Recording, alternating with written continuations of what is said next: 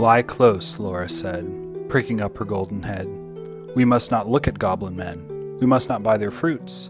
Who knows upon what soil they fed their hungry, thirsty roots?" "Come by," called the goblins, hobbling down the glen. "Oh," cried Lizzie, "Laura, Laura, you should not peep at goblin men." Lizzie covered up her eyes, covered close, lest they should look.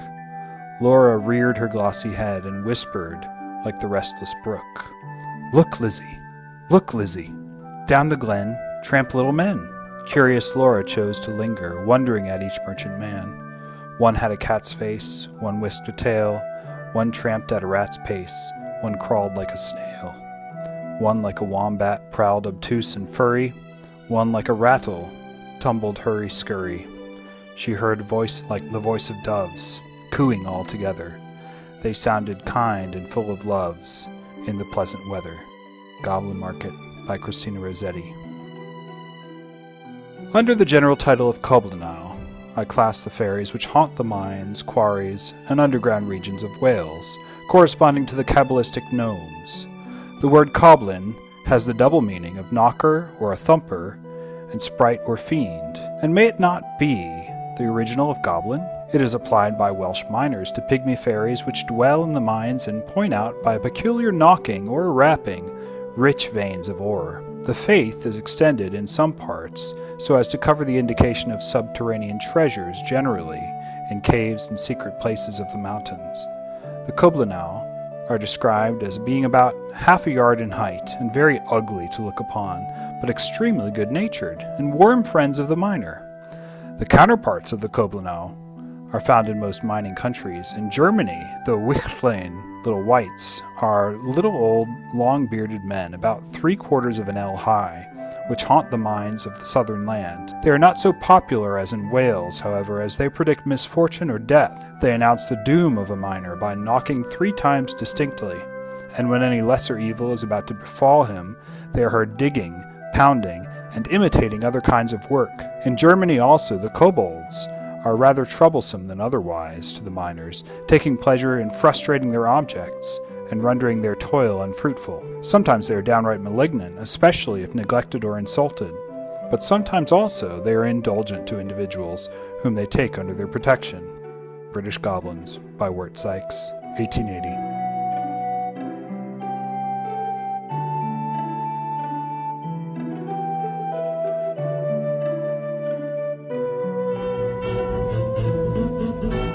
I was pointing out last time that the Christian life is simply a process of having your natural self changed into a Christ self.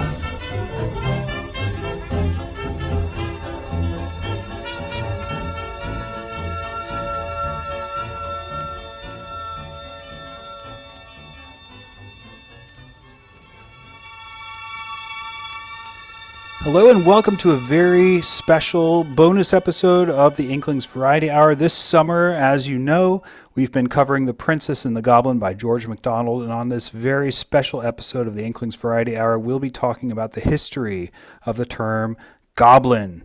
And related to this, how goblins have been portrayed in literature and folklore before, during, and since George MacDonald's time. I've invited linguist Kora Burton, who was with us for Smith of Wotton Major, back on the show. Kora is a student affairs professional with the Moorhead Honors College at the University of Georgia. While at UGA, she completed a master's in historical linguistics and wrote her thesis about the Germanic development of fairy language. She loves immersing herself in the fairy otherworld whenever she gets the chance, and is also currently a staff writer for ZeldaDungeon.net,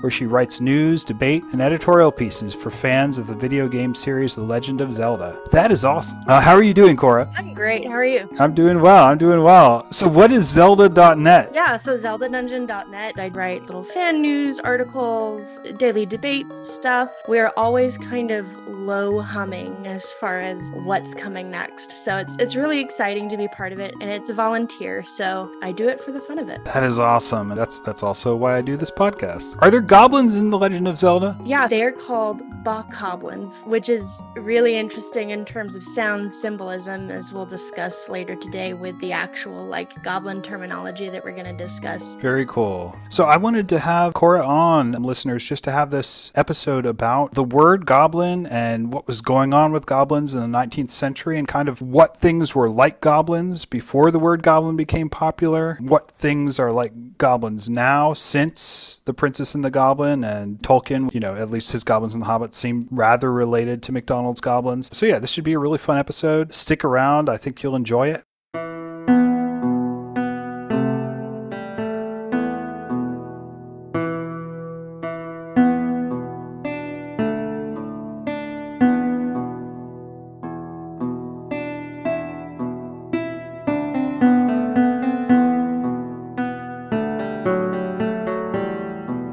First thing I want to ask you, Kora, why discuss the linguistics of the term goblin? Why is it important to have a philologist or an etymologist or a linguist around when we discuss the origins of mythical creatures such as goblins? Readers of Tolkien's On Fairy Stories might recall that Tolkien had a bit of a bone to pick with a guy by the name of F. Max Mueller, who wrote a 2-part volume text called Science of Language, 1890. I bring this up because their disagreement has to do with the very relationship between mythology and language. When Mueller wrote on this topic, he thought that mythology is some ill-gotten effect or a disease brought on by the way language works. So mythology is a disease of language. And he insisted that language is made up of little root germs that signify neither more nor less than exactly what they mean. So naturally, with the passage of time, this original meaning is lost and remade to the point that whatever the original word and meaning was, now the word takes on a more substantial existence. In other words, it makes myth something real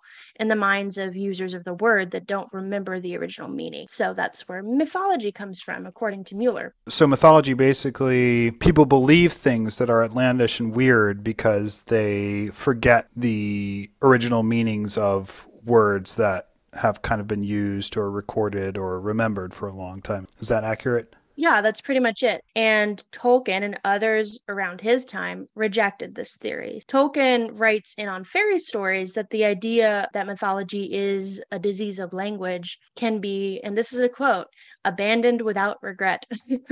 But what he writes here is this: mythology is not a disease at all, though it may, like all human things, become diseased. It would be more near the truth to say that languages, especially modern European languages, are a disease of mythology. We know that Tolkien, he's an expert in European languages. Another Inkling, Owen Barfield, in his poetic diction, takes this subject up and turns Mueller's old theory around. So instead of looking at words as the origin of decayed mythological concepts, he looks at it as the product of ages of intellectual abstraction. So here we see his idea of the theory of primal unity of meaning, where a prehistoric complex unified idea, something that we don't have in writing, it's very much pre-writing, has broken down over time so that more abstract concepts are better communicated. So the thought here is that language has always been further dividing and crystallizing, with myth, language, and perception then the way we look at things, the way we interpret them in our minds, and the way we talk about them as pretty much being inseparable. Okay, awesome. So I'm going to bring up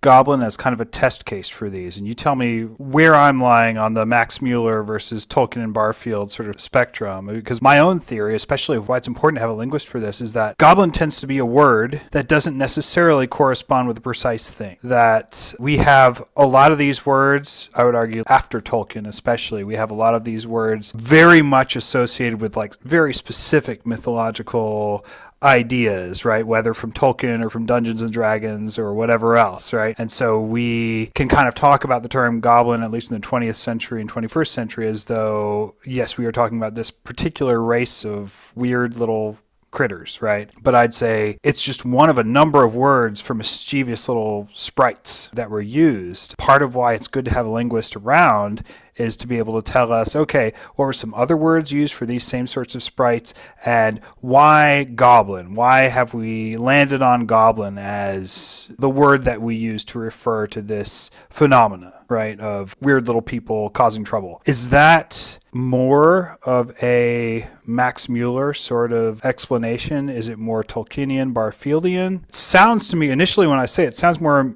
Muellerian, right? It sounds more like maybe what Max Mueller would say, but I'm not sure. I mean, at the outset of it, it definitely sounds like that. For me, thinking about it, I think about the natural ebb and flow that's happening at this intersection of language and mythology that we're talking about here. I mean, the interesting thing that talking about European languages and then the cultural things that come out of those languages is that they all came from essentially the same civilization, the Proto-Indo-European civilization. And so you think about a central sort of ancestral idea of this goblin, fairy, imp, something that's mischievous, something that's a spirit, and then it divides across these different civilizations.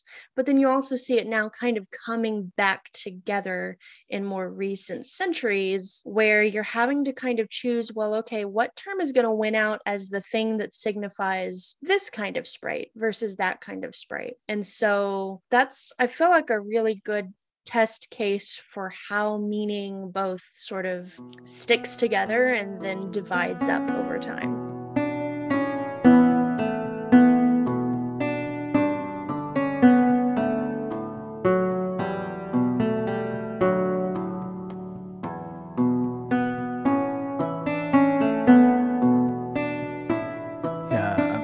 That's really interesting. We're going to get back into, kind of talking some more about this and about, is there a particular objectively real thing that these words are corresponding to, or is there a particular dimension of the human mind, thing that we're imagining is happening that the word goblin specifically corresponds to, as opposed to imp, right? Or as opposed to, as we'll talk about later, puk. But I'm excited to talk some more about this. Let's go on though to the 19th century, when MacDonald writes The Princess and the Goblin later in the 19th century. There have already been a few works on goblins, and goblin is brought up generally. It seems to be, at least at that point, more or less interchangeable with words like fairy. Keats, when he's writing the poem Plea of the Midsummer Fairies, which is not a very well-known or anthologized work by Keats, writes, "These be the pretty genii of the flowers, daintily fed with honey and pure dew, midsummer's phantoms in her dreaming hours, King Oberon and all his merry crew, the darling puppets of romance's view, fairies and sprites and goblin elves we call them, famous for patronage of lovers true." So there he takes the term goblin and the term elf, right, which we're used to kind of opposing to each other post-Tolkien, and they're stuck together, right? Goblin is a synonym for elf here, right? Or at least like a modifier for elf. Goblin elves, we call them. Also, British Goblins by Wirt Sikes, which was quoted at the top, where he's talking about Welsh fairies, but he calls it British goblins because, of course, the Welsh are the original British, and goblins to him he talks about specific types of goblins, and we'll get into that pretty soon, but yeah, it seems to some extent to be interchangeable. Rudyard Kipling in Puck of Pook's Hill. Puck says to some children that he meets, "It's some time since I heard that sung," and they're singing a song about how the fairies have gone away. "But there is no good beating about the bush, it's true. The people of the hills have all left. I saw them come into Old England, and I saw them go. Giants, trolls, kelpies, brownies, goblins, imps, wood, tree, mound, and water spirits, heath people, hill watchers, treasure guards, good people, little people, pishogues, leprechauns, night riders, pixies, nixies, gnomes, and the rest. Gone. All gone. I came into England with oak, ash, and thorn, and when oak, ash, and thorn are gone, I shall go to." So to a certain extent, in the 19th century, this seems to be the same type of thing as fairies and imps, or at least it's named alongside of them as these are at least the same kind of genus of peoples, even if the species is slightly different. But again, because it's not referring to a species that can be directly studied, it's difficult to say in what way the species is different exactly. What are your thoughts? Yeah, well, I mean, the thing that occurs to me looking at these lists of creatures is that in linguistics, especially if you do corpus linguistics, which is digitization of texts, and then you look at the text for patterns, you see these collocations of different creatures being provided in the same list. And we say that collocations let you know different shades of meaning. And when you see those words together, you know that there's something about them that the author is pairing them together for. So it's just really interesting to see goblins. They're situated in between brownies and imps. And then you have a semicolon that then goes into wood, tree, mound, and water spirits. So you have these sort of differentiations, but you also have them all in one list. I also wanted to add that quote ends with oak, ash, and thorn, and it's just really interesting because those are also, at least 2 out of the 3, are letters in the Old English alphabet. So it's almost talking about like, I came into England with the alphabet, with language, and I'll go out with it. I don't know, I see that parallel. I love that. It's really That's fun. awesome. Yeah, that didn't even hit me. Yeah, absolutely. That's super fun.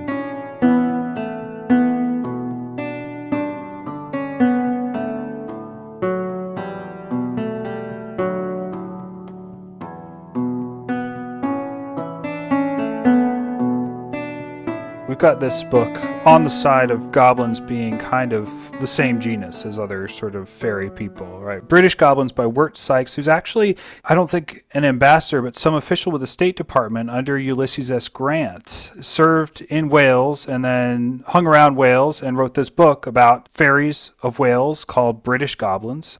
He's talking about the pukka, which is something we'll talk about too later on. The most familiar form of the pukka story is one which I've encountered in several localities, varying so little in its details that each account would be interchangeable with another by the alteration of local names. This form presents a peasant who's returning home from his work or from a fair, when he sees a light traveling before him, so think will-o'-the-wisp, right? Looking closer, he perceives that it is carried by a dusky little figure holding a lantern or candle at arm's length over its head. He follows it for several miles and suddenly finds himself on the brink of a frightful precipice. From far down below there rises to his ears the sound of a foaming torrent. At the same moment the little goblin with the lantern springs across the chasm, alighting on the opposite side, raises the light again high over his head, utters a loud and malicious laugh, blows out his candle, and disappears up the opposite hill, leaving the awestruck peasant to get home as best he can. This kind of mischievous nature, again, of these little people, and here they're called pukka, but it's a very similar idea as applied to not the Goblins so much, which it's really interesting because MacDonald calls them cobs, which could refer to kobolds, but more probably refers to Goblins because there's a lot of mining going on in Wales, right? And Curdy is a miner. He describes the Goblins. Their dress is a grotesque imitation of the miner's garb, and they carry tiny hammers, picks, and lamps. They work busily, loading ore in buckets, flitting about the shafts, turning tiny windlasses, and pounding away like madmen, but really accomplishing nothing whatever. They have been known to throw stones at the miners when enraged at being lightly spoken of, but the stones are harmless. Nevertheless, all miners of a proper spirit refrain from provoking them because their presence brings good luck. And then he goes on to talk about how the German version of these little men working in the mountains and kind of bothering miners are more malicious, right? And I actually ran across an article that suggests that MacDonald is, while he's taking the word cob from the Welsh miners and kind of Frenchifying it into goblin, what he's really borrowing in terms of spirit is the spirit of the kind of German little mischievous little sprites, right? Where they play tricks on the miners and are just kind of, honestly kind of boilerplate fairy. Fairies generally do this sort of thing, right? But it's funny that, you have these same sorts of stories about little people playing tricks on humans. You have them about elves as well. And yet in our sort of post Tolkienian world, elves are thought of as these high, noble people, right? And goblins are thought of these malicious, evil creatures, right? And both essentially are kind of inscrutable from a human point of view, right? And both play tricks in like kind of the original folktales. He comments on the word goblin itself, which is French. This ludicrous fairy, talking about the Welsh bobach or bubach, who throws people up in the air. This ludicrous fairy is in France represented by the Goblin. Mothers threaten children with him, but basically the goblin will eat you. The goblin will take you away, they say in French. In the English, hobgoblin, we have a word apparently derived from the Welsh hob to hop and goblin, a goblin which presents a hopping goblin to the mind and suggests the pukka, with which the bubach is also confused in the popular fancy at times, but should mean in English simply the goblin of the hob or the household fairy, because the hob is the side of the fireplace. So that's where hobgoblin comes from. It's like a household goblin. Although it's also just fun to say, and I imagine that's part of the reason that the words survived.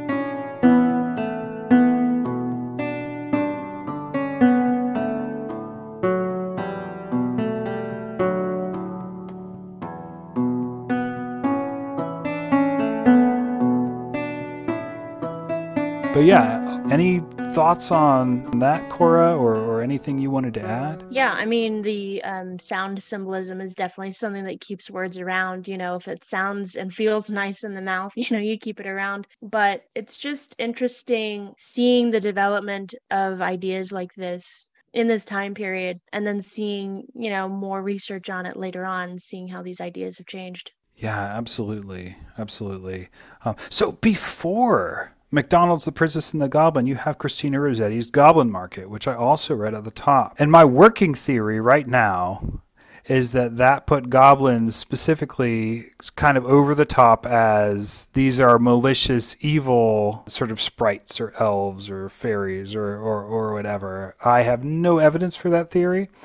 So it may be completely wrong. I'm still trying to look through. I'm not a Victorianist, so I'm still trying to look through articles associating MacDonald and Rossetti. But Christina Rossetti's Goblin Market basically is about two sisters who every day hear these goblin merchants ask them to buy their fruits. One sister, who's a good sister, resists their temptation, but the other sister, who's the more wayward sister, does not. And when she's eaten their fruits, she gets very sick. The good sister then offers herself as a sacrifice to the goblins and gets the fruit juice kind of all over her. And through that sort of Christ imagery, she's able to, her sister who has who's like wasting away and can no longer see the goblins and just needs some of that delicious goblin fruit juice to cure her, through partaking of the juice that's on her sister who's been beaten up, is cured and restored. That's the basic plot of Goblin Market. It's a very visceral experience.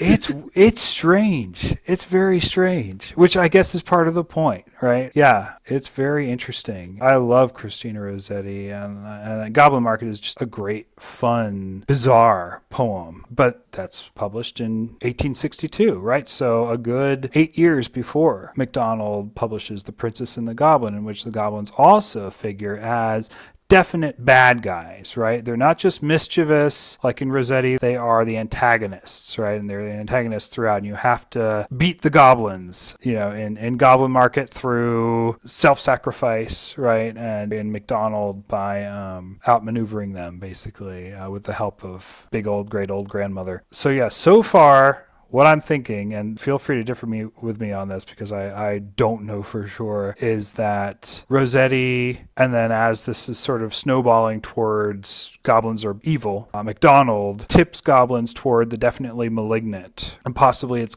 MacDonald's familiarity with Germanic or German lore as well that's causing him to view the Cobbs as kind of evil. That's picked up by Tolkien. Now we live in a world where goblins are inherently malignant because Tolkien was so influential. So that's my working hypothesis, and it could be completely wrong. What do you think, Kora? I mean, I feel like it's a fairly good one, particularly with goblins, just because they're such an actual mixed bag. I did a little bit of research on fairies in Victorian art. And you might also find some interesting patterns there in terms of how artists started to sort of divide the grotesque in fairy from the beautiful. Yeah. Because it seems like there's definitely a shifting happening during the Victorian period in art where you have these different fairy parties and these different like fairy processions with kings and queens, and that very much seems to be divided between the pale and fair, the kind of elf-like, honestly, that become more like these are fairies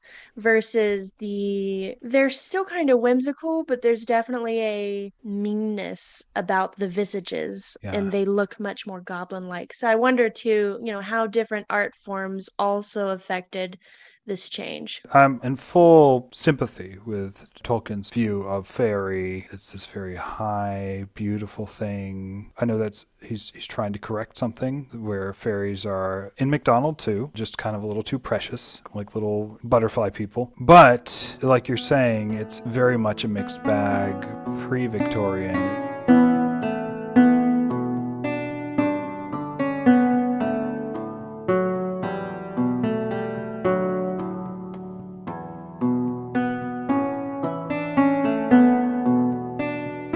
What were some of our other names before the word goblin comes into prominence? So going back to the Old English period, as you mentioned before, goblin has a French origin. Usually in that situation, something gets displaced. In this case, Old English had the term pukka from the Germanic family of words denoting apparitions, ghosts, devils, and of course spooks. And that's where we get the word spook, is from this family of terms surrounding pukka. We get it more or less from borrowing directly from German, but that's where spook comes from. Not always bad, but it definitely gives you a goblin vibe. That's really cool about the word spooks. I hadn't even made that connection between puck and pukka and spook. That's really cool. Yeah, that's another thing, is that Shakespeare's Puck also comes from this term.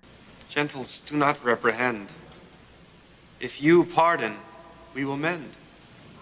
And as I am an honest Puck, if we have unearned luck, now to escape the serpent's tongue, we will make amends ere long, else the Puck a liar call. So good night unto you all. Give me your hands, if we be friends.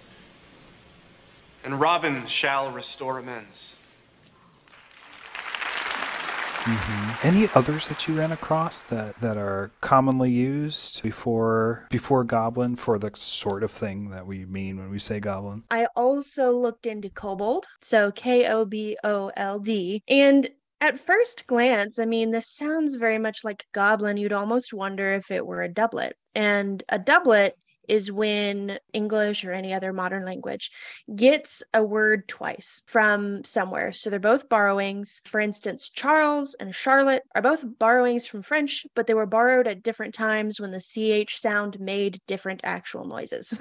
And that's why they sound different. So then kobold would be the German, goblin would be the French, and we would have adopted kobold back into our language, even though they both have like a common ancestor. Is that what you're saying? That's what I originally suspected. So that's how it would have worked. And the reason why I suspected this is because goblin, because it comes from French, it comes from Latin. And if it comes from Latin, then a lot of the time it comes from Greek. So we get this all the way down from Greek kobolos, which seems to either be a term for a rogue or a spirit summoned by a rogue, which I thought was even more interesting. And we get goblin during the Middle English period from Old French, as you said. So while the Latinization of Greek kobolos eventually seems to become some kind of post-classical Latin kobolus, apparently kobold, Kobold, is just strictly Germanic, borrowed over into English from German with no very clear original origin in terms of Indo-European. So it almost actually kind of reminds me of the term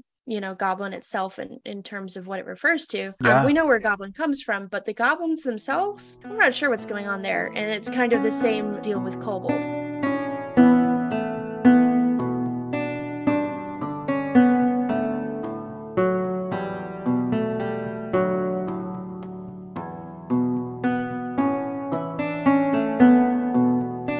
if the idea that this all comes from Kobalus, if that is true, that's remarkably consistent, right? It still means the same sort of thing that it meant way back when it was a Greek term, unless, of course, is there any chance that we've gotten around Latin influence at all, and maybe this is just a Proto-Indo-European word that came down through some other means, or is it pretty definitely, because we got Welsh obviously has a word that's very cob-like, right? Coblinau. Is it possible that it's not Greek, or is the OED like just pretty definite, like this is from the Greek? So when it comes to goblin, we're pretty sure. When it comes to kobold, actually the OED just is like, it came from somewhere. And sometimes that's because we either really don't quite know where in the classical world it might have come from that it got borrowed into German, or sometimes Indo-European peoples interacted with other kinds of people that weren't Indo-European. And so we get borrowings from those languages without really knowing where they came from. And that happens sometimes too. There's also the shuke or the shuk, which is another kind of malevolent spirit that you had that goes back all the way to Old English. We've got the word sprite, right, which is, I would imagine, derived from spiritus originally, right? So another way to say spirit. For also a lot of these, the implication is, as with Grendel, right, who is both physical and a spirit, a lot of these kind of walk this line between being actually physical and being invisible, right, or intangible. But yeah, a lot of these words are borrowings from classical words, which is interesting. And then, of course, we cannot help but be influenced by Midsummer Night's Dream, which also kind of demonstrates this, like, at once a similarity between these different types of spirits, right? So you have these classical figures like Titania, you have these German figures like Oberon, the King of the Fairies, and then you have like local English sprites, right? Like Robin Goodfellow, aka Puck. There's an interesting conflation going on, but also distinction, right? Higher born spirits are the foreign ones, right? The ones who sort of speak in verse and have a little more. Titania kind of gets embarrassed a little bit in Midsummer Night's Dream, right? But there's a reason she can be embarrassed, because she's high class in the first place, right? Versus Robin Goodfellow is kind of like the jester, and he's the local English spirit, right? It's also interesting the kind of ob word, right? Robin Goodfellow, Rob, Gob, Cob, Bob, Hob, Knob, right? A lot of times this is sounding to our ear like something very bouncy, mischievous. I wonder if sometimes just the way that words sound doesn't cause us to think of certain things, right? Absolutely. As you were saying those words out loud, I was just thinking, actually, the reason why it sounds all stumpy and round is because it's round when it's in our mouths. We've got a onset vowel ending in a soft stop. It's no wonder that it kind of sounds bouncy, almost ob. And then also it kind of comes across as this bumbling, sort of non-exacting nature, maybe even in the way that goblins are thought to emulate humans, but also have their own natures that are lesser in some way. So I just thought that was an interesting connection between all of these different sounds. Yeah, and I love the stories in the British goblins about, they have their little pickaxes and their little carts, and they try to be like miners, but they're not very good at it, not just in mines, but in houses as well, right? You have these kind of house spirits, right? And goblin is one of a number of different words that's used to refer to these house sprites or house spirits or house gnomes or whatever. And one of the things I came across was the word hobgoblin, and I always thought of hobgoblin as like, they're like goblins but bigger, because it's a longer word, right? And therefore they must be like really big goblins. But it sounds like it's actually potentially diminutive, because they're the house goblins rather than the goblins that are wild. But yeah, what did you come across when you were looking around for hobgoblin? So what I found in the OED and a couple of other sources is that, and I didn't even actually believe this at first because it seemed so wild, but it seems that hob is a medieval diminutive of rob.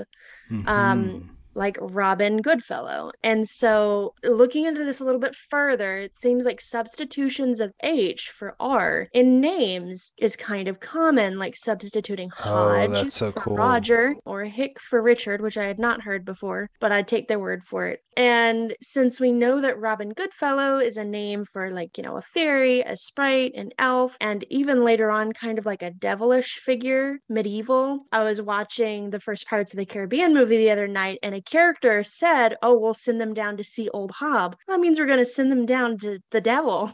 Yeah. So hobgoblin pretty much then means fairy goblin, elf goblin, or if you want to even take it further, goblin, mega goblin. Hobgoblin, it's just kind of repeating some of the sounds, so it's like, more goblin-y. And there's definitely a duplication there, but it's in the actual terminology behind it, not just the sound. So I thought that was super cool. Yeah, that's really neat. I love that. And I love Hob as being another way of saying Robin Goodfellow. That's super cool. Yeah, the reason I was originally thinking like, oh, we just kind of stuttered the first syllable, right? Is that a lot of times G, like goblin, the only difference between G and K is that you voice the G sound and you don't voice the K sound, right? And then it's only a little tiny step from the K to the H.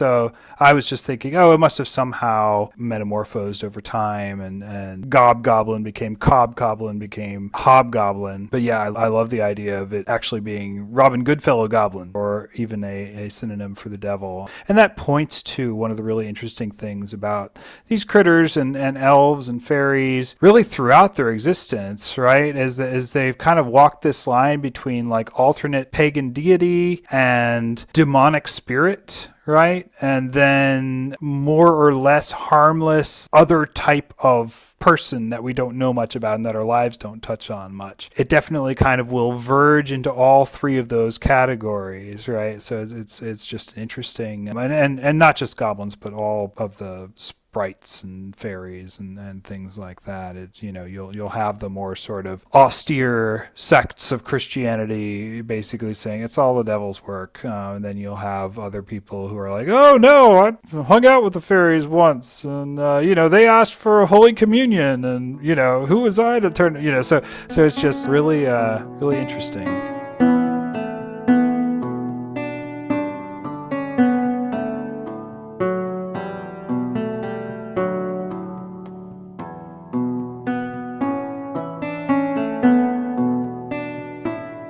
All right, we have this term goblin that that can mean a number of different things, and it's increasingly weighted towards sort of negative after Rossetti and MacDonald got a hold of it. And perhaps you could even argue that they're drawing on this sort of older Christian narrative of like goblins bad. And certainly Rossetti's description of the goblins as like sort of mixed beasts very much fits with portrayals of demons in medieval art. I wouldn't be surprised if that's what she was thinking of when she's writing Goblin Market. So they're increasingly kind of viewed as more villainous perhaps than other fairies, even as other fairies are viewed as like increasingly kind of like nice and sweet, like in the Flowers and Fantasties, those little fairies. And so Tolkien gets a hold of the term goblin, at least in The Hobbit. And my basic understanding is this, and it probably needs a lot of correction and nuance. As I said before, like elf or dwarf, goblin's a word that until the time of Tolkien, at least for a while in English, it's recognized as one of many specific, more or less regional names for the universal idea that there are funny little creatures and or spirits living among us. On the basis of this recognition of similarity between various local legends, the names such as goblin, kobold, dwarf, gnome, elf, fairy, puck, pukka, etc. become like kind of interchangeable. What Tolkien does is think about the way, based I'm assuming on etymology, that these sorts of creatures could be distinguished from each other, right? So rather than viewing them as all as synonyms, he's saying, okay, I'm going to take these words seriously as betokening something that is actually different. Yes, we do have different languages and things like that, but a goblin is not the same thing as an elf, is not the same thing as a dwarf, despite the fact that maybe they have some similarities in certain ways. So he's viewing these as, being able to be distinguished from each other on the basis of their names, and also prominent stories in the 19th century as well as medieval tales. So where before the tendency was centrifugal, people sort of identifying, you call them kobolds, we call them goblins. For Tolkien, it becomes more centripetal. I think I'm using centrifugal and centripetal correctly, where he's more interested in saying, no, a kobold is different from a goblin because these are different words, right? So let's find out the particular kinds of creatures that they, or an elf is different from a dwarf because these are different words. So let's figure out, rather than being a common phenomenon, what separate creatures these names refer to. So he's taking the words themselves really seriously, rather than doing the kind of thing that like most of Europe tended to do, right, where they're meeting people from other countries and saying, oh yeah, you worship this god who's really good with language named Mercury. We have one too, but we call him Woden, right? And that's, by the way, why we have days of the week that correspond with the Latin days of the week, Miércoles versus Wednesday, right? Yeah, rather than doing that, he's kind of saying, no. Wednesday and Miércoles, they are very different things, right? Because they refer to very different types of people. Rather than lumping it all together, he's beginning to divide a little bit and say, okay, so what exactly is a goblin? What exactly is, a dwarf? What exactly is an elf? And distinguishing them from each other.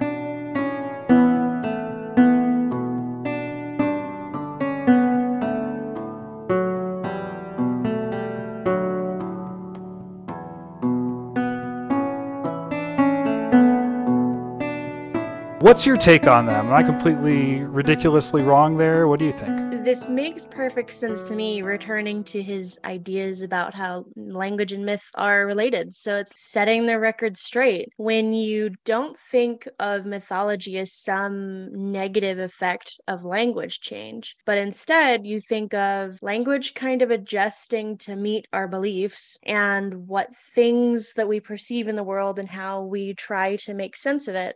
And then we further language in that way by further abstracting it and crystallizing it and making it so that it basically matches up with what we observe. He basically does the most you can do in terms of setting apart and differentiating something that's not real, but that it's very real in our minds and historically is real in terms of how different they are and how the different facts play out between Woden and Mercury. They're not from the same culture. He wants to set the record straight. So like, for instance, talking about Shakespeare again, Tolkien laments what Shakespeare, quote unquote, did to fairies, and whether you agree with that or not, he says he made them diminutive. They're supposed to have some kind of power. So he returns them to this state of solemnity and danger and beauty. And I think he does this with all of his different creatures, where he takes them, actually sets them apart, and tries as much as he can to return to the etymology and follow it where it leads, rather than necessarily maybe where societally or culturally the creature has changed. So, for instance, at some point we should definitely talk about, the change from, I think they were goblins in The Hobbit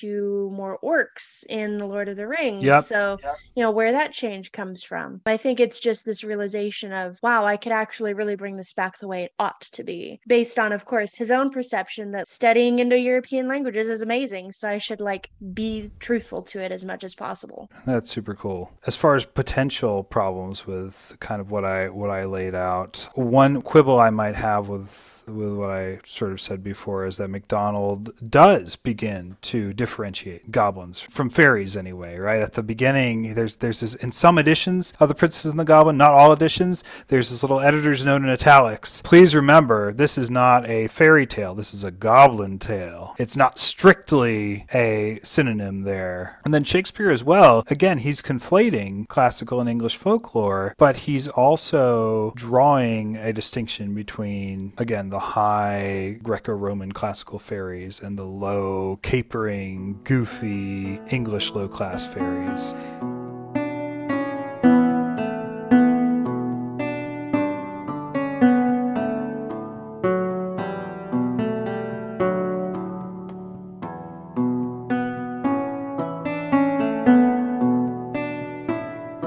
Yeah, why don't we talk about Tolkien's evolution regarding goblins? Obviously, Tolkien is very influential in The Hobbit in the way that we use the word goblin now, right? And you have the whole goblin-essence of the 80s, right? Which I think you could probably trace back to Tolkien, or at least to Dungeons and Dragons, which is influenced by Tolkien. But he moves away from the term goblin in the Lord of the Rings, and he increasingly is using orc instead. I mean, it's really only the hobbits, it seems like, that call them goblins. Although, do the dwarves? Maybe just nobody knows what they call them because they have their own weirdo language. I don't recall. I know that it makes perfect sense for the hobbits to still kind of call them goblins if you think about the hobbits being the sort of English translation of the whole Lord of the Rings story. Yeah, because they're essentially Victorians in their diminutive little lives, entering into the great big world of Middle Earth as characterized by medieval thought as it is, and ancient thought as well. So yeah, in their language, they have lots of Frenchified words like goblin, but in the wider world, the common term for these sorts of people is orc, right? Which is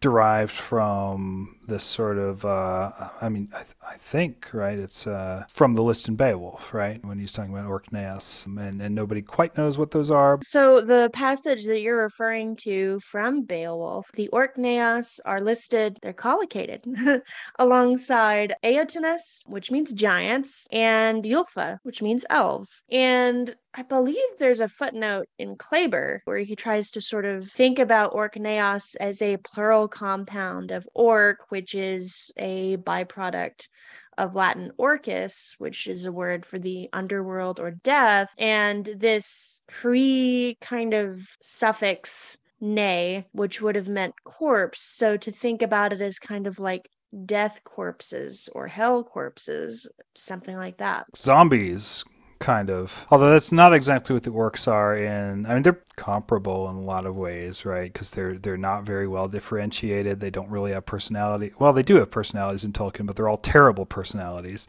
Increasingly, Tolkien is adopting this term orc until he's almost entirely using that. Do you know why he does that? Why does he decide, no more goblins, I'm just going to say orcs in Lord of the Rings and henceforth in my mythos? In this time period, people kind of know what a goblin is, but people don't know what orcs are. So maybe it's a way to kind of remake the creature so that he can have a creature that is basically oopsie from, elves, a poorly made elf. Yeah, well, that's fascinating to me too, in light of what we've been talking about so far, right? That the Victorians and the people before the Victorians do not very cleanly differentiate elf from goblin, from fairy, and Tolkien is doing that. But he's also relating orcs and therefore goblins to elves and therefore fairies. Again, that they are bent elves, right? That they are elves who have been twisted. So there is actually a relationship. They're not completely separate. They've just been corrupted, which is kind of cool. It's a cool way for his mythology to reflect sort of what was going on with these words before his mythology came along. I have a couple of theories. One is that he's growing increasingly anxious to distance himself from George MacDonald, as we've seen with Smith of Wootton Major. To say MacDonald wasn't a terribly huge influence on him. Tolkien is his own guy, but MacDonald certainly was an influence on him. Two, he doesn't like French that much, and so finding a word like orc instead of, the Anglo-Norman goblin seems to fit the bill. Goblin being used so frequently by Victorians possibly caused it to be, like the word fairy, too loaded down with baggage of like, oh, these are funny little men and they do funny little things, which the word doesn't really lose after Tolkien either. It would be interesting to see if it would have lost it more if he'd written goblin instead of orc throughout Lord of the Rings, right? If we would increasingly view goblins as orcs the way we view elves as Tolkien elves rather than, funny little men playing tricks.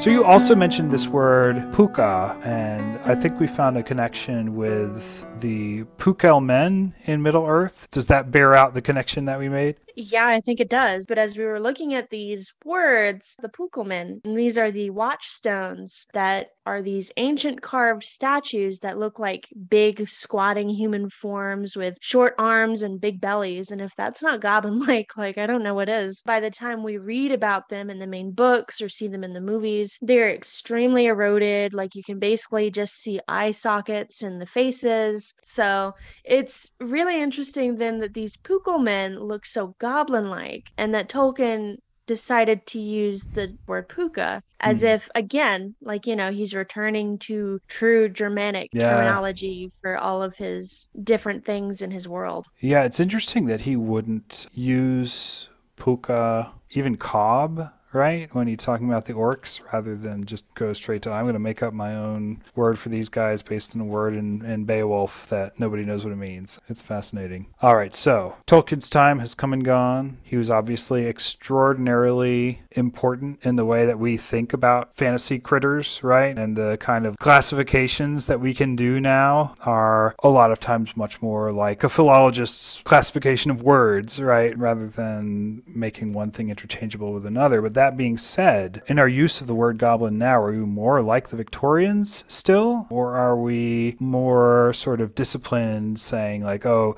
goblin, it only refers to this one sort of thing and not these other things? I think now synonyms still work, but they work in different boxes. So I don't think quite as many creatures can mean goblin anymore. You couldn't substitute gnome for goblin anymore, because modern readers and players of games and things like that, they're completely different creatures, not even in the same category other than height, maybe. Although gnomes, I think, are even more diminutive than goblins in the modern conception.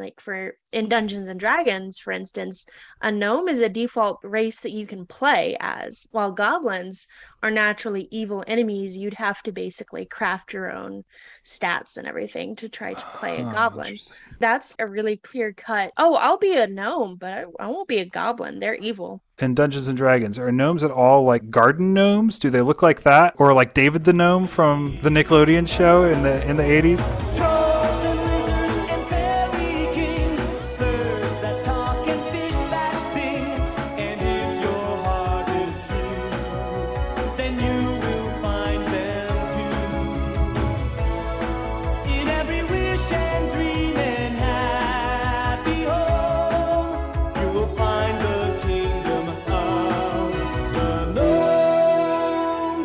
I know what you're talking about. So a little bit, they can be, because you can kind of just design whatever you want. They look a little bit more like David the Gnome than the garden gnomes. They're not all bearded. The dwarves actually are more likely to be everybody has a beard kind of thing. Of course.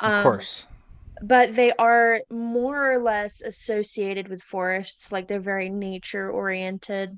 But yeah, they're more in touch with nature. They're neutral creatures. Just in general, they're too small to get in somebody's way enough to interfere with somebody else's business, but they're not going to be evilly maligned, whereas goblin is default neutral evil. We're still living with the unfair legacy that Tolkien has had on poor goblins, who are usually viewed as evil. And again, kind of following Christina Rossetti and George MacDonald, who view goblins as primarily malevolent.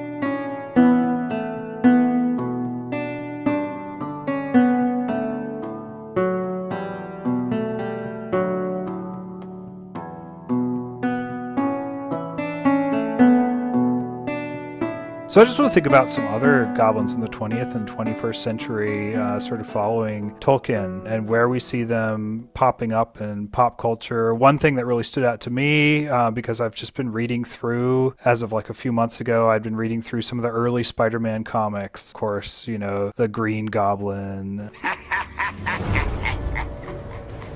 Can Spider-Man come out to play? His whole sort of theme has to do with Halloween, more or less. So he's got like the pumpkins and everything else, right? So yeah, these sort of like sinister associations with goblin and almost supernatural, right? Which is probably not directly influenced by Tolkien or even MacDonald, but other ideas floating around the word goblin. But yeah, you've got the green goblin, the hobgoblin. Yeah, that was the main thing I thought of, but I'm sure I can think of many others. What were some of the other 20th century, 21st century goblins that you thought of, Kora? The thing that's interesting to me about the way that goblins are used in modern media is how they are used as sort of quote unquote people groups to be scapegoated in stories, and how this sort of reflects bad things that groups of humans have done to other groups of humans. For instance, this year there was a lot of controversy with a new game that was announced for Harry Potter fans called Hogwarts Legacy. The thing that was troubling about this game was that the antagonists in this game are goblins, who are the same race of creatures who operate the banking system. And they are staging a big goblin rebellion. So in the books and movies, they're described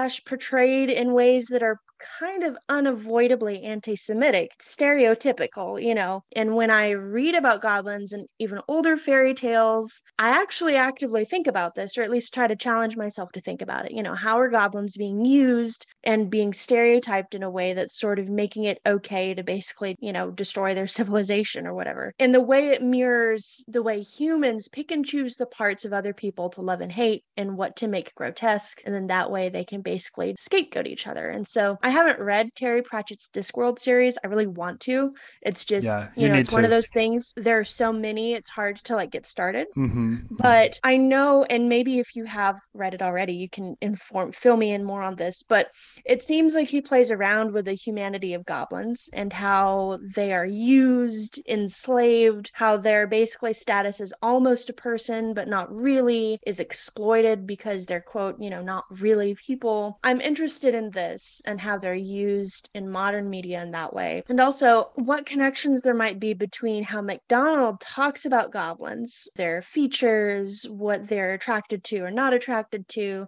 He also talks about Irene's behavior as a princess, how she should act, how she's not a vulgar or, plain girl. And there are some genetic themes, I think, to contend with a little bit, although I haven't finished it, so I can't say that for sure. Yeah, there's a lot to think about there. For Princess and the Goblin, I definitely think that's worth discussing. The interesting thing to me about MacDonald is that he's a universalist. So in the end, I remember reading Lilith, and even the devil ultimately shall be redeemed in MacDonald's sort of worldview. So I'm still sort of trying to piece together, because both the Princess and the Goblin and the Princess and Curdie, there are people like the goblins and then other people as well who are losing their humanity in the Princess and Curdie that presumably within MacDonald's framework eventually gain it back or eventually are saved somehow. But yeah, it's interesting too where the goblins are people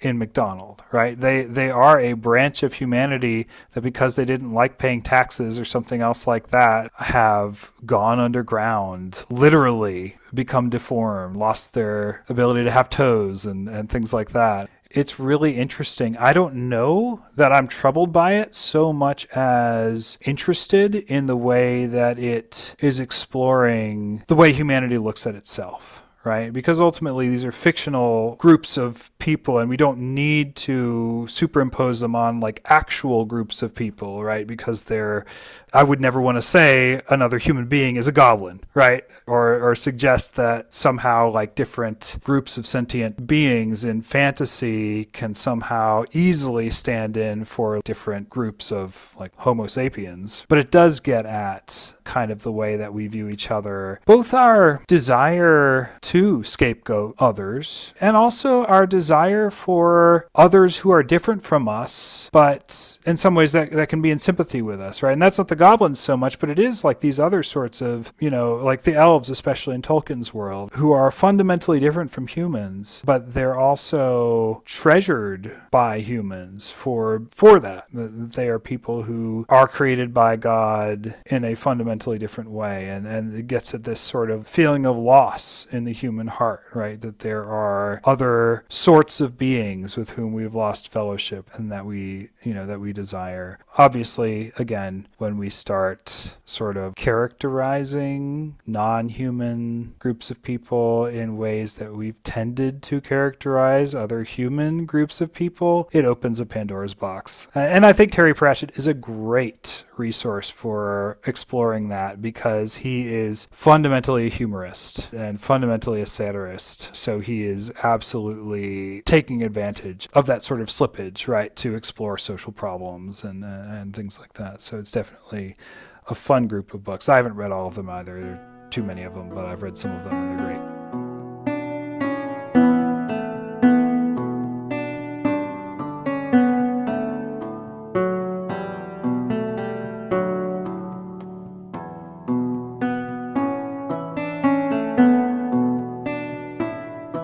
We talked a little bit about society, and we've talked a little bit about, in MacDonald, in The Princess and the Goblin, you have an underground society functioning in an alternative way, right? It's a society that sort of caters to vices. I thought it'd be interesting just to kind of end thinking about sort of alternative societies, especially like underground, because that also often, these are not just figures sort of on the periphery of our society, but they have their own societies very often, right? They have their own sorts of worlds in difficult to access parts of the earth or the other world or whatever else, right? So we've got stories dating from pretty early on, medieval stories, pre-medieval stories, I'm sure, but the medieval ones are the ones I'm most familiar with that have a lot of these creatures, whether they're called fairies, whether they're called elves, whether they're called dwarves, whether they're called goblins, which they're not in the instances I'm thinking of, but it's implied, it's very strongly implied that they live underground. So you've got, for example, the Green Children of Woolpit in Suffolk in the 12th century. And this is recorded by Ralph of Coggeshall, who's a historian. People in Suffolk in Woolpit come across two green kids who are speaking in gibberish and who don't want to eat any human food. They'll only eat green beans grown from the ground. And they say they come from a land called St. Martin, which has no sun, or at least is like a twilight land. Their sky looks the way the sky looks just before dawn, just after twilight. Eventually, according to Ralph, they do start eating human food. They lose the green color of their skin. They're baptized. The boy ends up dying, but the girl is christened Agnes. She grows up. She marries somebody. She just kind of becomes a part of local Suffolk history. When asked about their land, they say, "The sun does not rise upon our countrymen. Our land is little cheered by its beams. We are contented with that twilight which among you precedes the sunrise or follows the sunset. Moreover, a certain luminous country is seen, not far distant from ours, and divided from it by a very considerable river," which is just fascinating. In the 12th century also, there's Gerald of Wales's story, Journey Through Wales, about this priest named Elidurus who tells Gerald a story. As a kid, he's ditching school and hiding under a riverbank to not be caught as a truant. And two little men come up to him and they say, "Hey, follow us. Come to our land of delights," right? So he follows them through this sort of underground realm and comes to this place where you never quite see the sun. The sky looks either very cloudy or very, very dark. The people there all have shoulder-length blonde hair. They practice virtue, but not religion. They get really annoyed when you lie. They don't eat meat. They eat milk with saffron. And they look down on Elidurus's people for being too ambitious, caring too much about riches and lying. So Elidurus tries to tell his mother, "Hey, I've been to this secret land of delights." And his mother's like, "Oh yeah, well prove it. Get me something to sell or to wear up here." And so he goes down, steals a golden ball from them, drops it. Little people scurry out, take the golden ball away, and he's never able to go back to the land of delights again.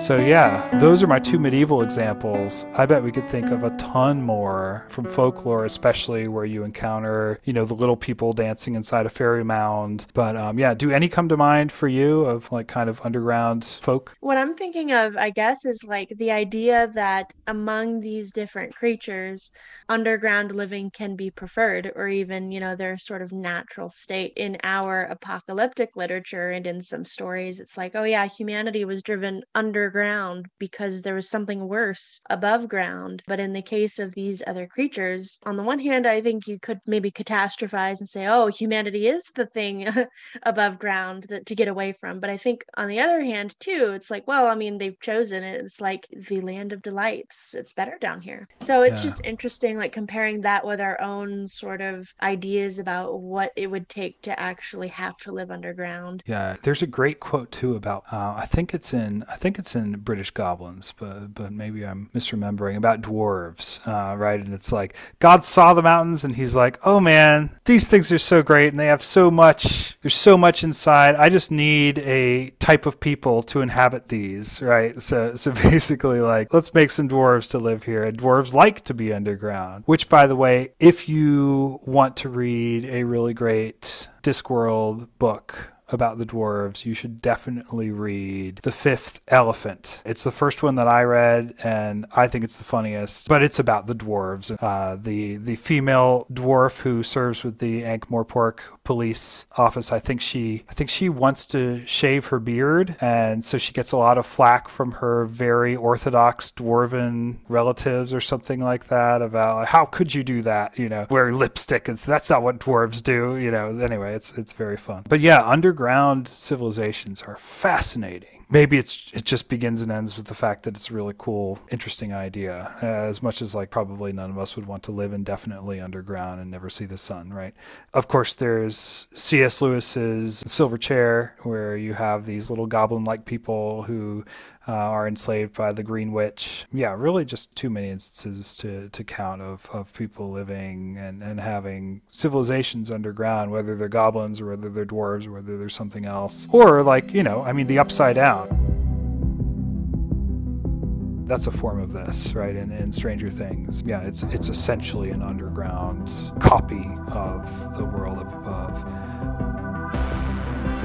Final question. If you were making a film of The Princess and the Goblin, what goblin-themed movie would you be most inspired by? So that's the first part of the question. And the second part is, would you use actors, use Muppets or animatronics, or use CGI or cartoons when you were doing the goblins? The movie that I would be the most inspired by is not actually based on the movie itself. It's based on the book series that the movie is based on. The Spiderwick Chronicles. I don't know, just the way that it approaches strange creatures. I always really liked the illustrations. It kind of takes a more recording approach in terms of like, oh wow, this is really scary, but it's also kind of cool and it's intricately detailed. And I don't know, I really like the vibe and the colors. So I would probably be inspired by that. Because goblins evoke the uncanny so much, right? They're like humans, but not humans. I'd actually go for a niche kind of silly genre that I've been seeing online where you'll live act out the scene and then you'll use a paint and track computer program that essentially lets you design a character over your live actors and then have that character model move with your live actor as they perform. So it's not quite like CGI. It's not like it's 3D generated, but it's just this 2D character kind it's of like it's like rotoscoping. Yes, exactly. Like, yeah. That's the proper term for it. I didn't know we could do that now with programs. That's fun. It would be silly and amateur, but I think it's kind of perfect vibe-wise for an adaptation. Yeah, so listeners, send us your reenacted rotoscope scenes from The Princess and the Goblin, please. Anyway. Please, I would love that so much. Yeah, I think I would probably be most inspired by Labyrinth. The world of Labyrinth. all the stuff that Jim Henson was doing in the 80s. And I think we kind of had our Goblin-essence mainly because of Jim Henson, you know, whether in Labyrinth. I mean, Star Wars essentially, like the little guy that sits on somebody's shoulder and laughs, that's a goblin, right? When 900 years old you reach, look as good you are not. All these little critters that he made funny and also mischievous and also kind of scary. He did goblins very, very well. There's also a series called Jim Henson's The Storyteller. The best place by the fire was kept for the storyteller. Used a combination of just kind of great storytelling and really creative practical effects with some puppetry. It's just fantastic.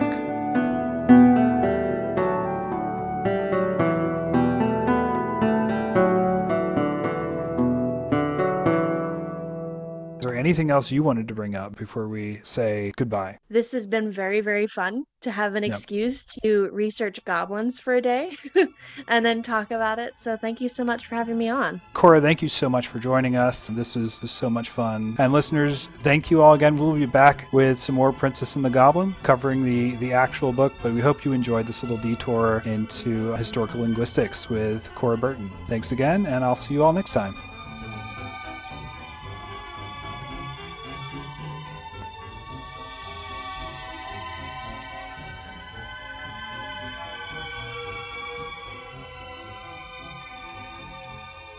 All blessed encounter full of joy, unscheduled on the decent plan, with here an addict of Tolkien, there a Charles Williams fan.